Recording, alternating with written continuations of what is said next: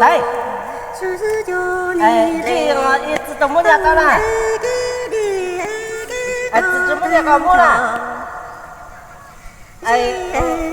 Mua cho con đi cho mua. Chị tao tôi đi. Chị lại đến tầm mấy sao?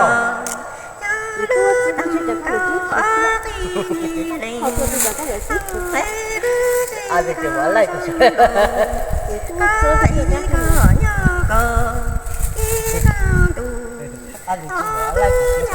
Là để đọc phải xuống.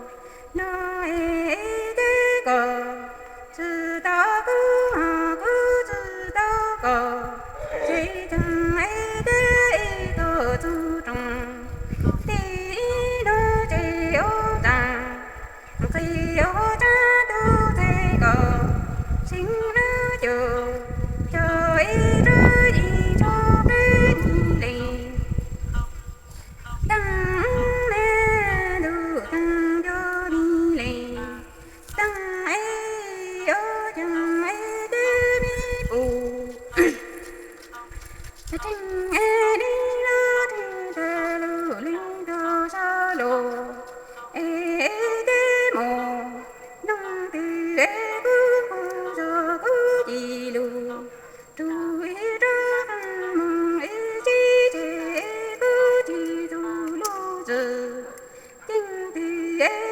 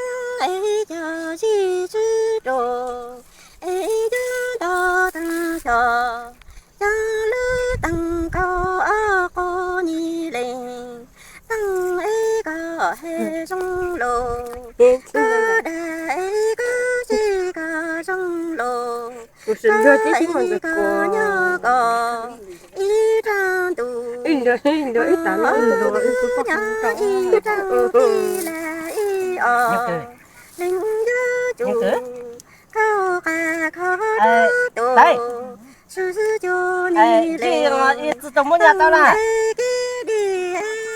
Tự mua nhà còn mua này. Mua cho bao nhiêu mua? Chị tao tôi đi. Chị lại đến tầm mấy sao?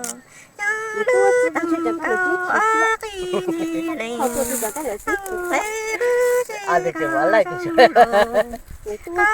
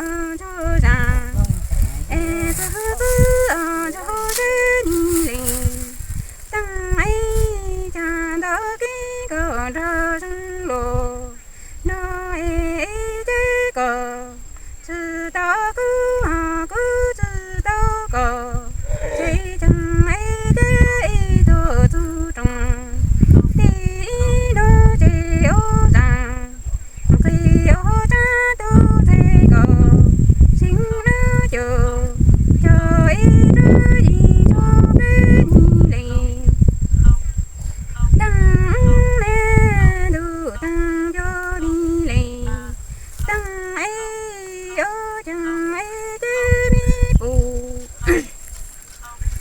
tăng ai đi la đi ta lu li do sa lô ê đê mô nông tư ê cu cu do cu di lu tu y ra phân mong y chi thế cu di du lu dư tinh tư ê cu li ra phân tô ni linh tăng ai du tăng do ni linh tăng ai đê bù thinh đi la thinh ta lu linh ý ra tu so ca ni linh tăng ai ở tăng ai đê mô nông tư ai cu cu ra cu di lu tu ý